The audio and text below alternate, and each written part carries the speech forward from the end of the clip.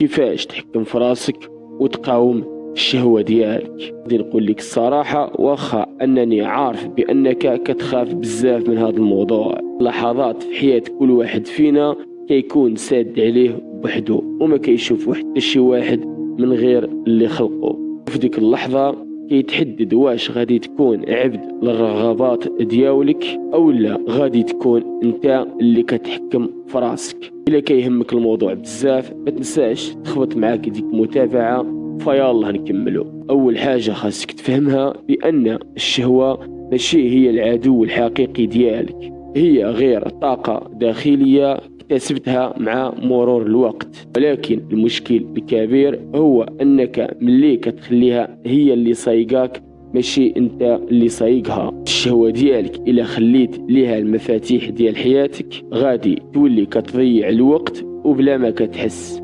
والتركيز ديالك ديما غادي يكون ضعيف بزاف. هنايا غادي تبقى تشوف حياتك كتضيع وانت ما قادر دير والو. كل مرة كتستسلم فيه الدماغ ديالك يتعلم حاجة واحدة، انه ضعيف ما يقدرش يتحكم في راسه وما يقدرش يواجه الرغبات ديالو. واكبر خطأ كيديروه الناس هو كيسحاب ليهم بان المقاومة هي في ديك اللحظة، والجواب الصحيح هو لا. المعركة الحقيقية هي مين كتكون شاد التليفون ديالك وتبقى طالع وهاود في المواقع الزرقاء. وهنايا كتكون المعركة ما بين حياتك والعقل ديالك، حيت العقل ديالك ديما كيبغي دوبامين سريع، حياتك كتبغي العمل الجاد والمثابرة والتحكم في الشهوة ديالك. وهنا انت اللي كتحكم. الى بديت النهار ديالك بشكل عشوائي راه ساهل الشهوة ديالك غادي تغلب عليك، حيت راه فغيمون ما عندك ما يدار. حيت ديك الطاقة اللي عندك في ذاك النهار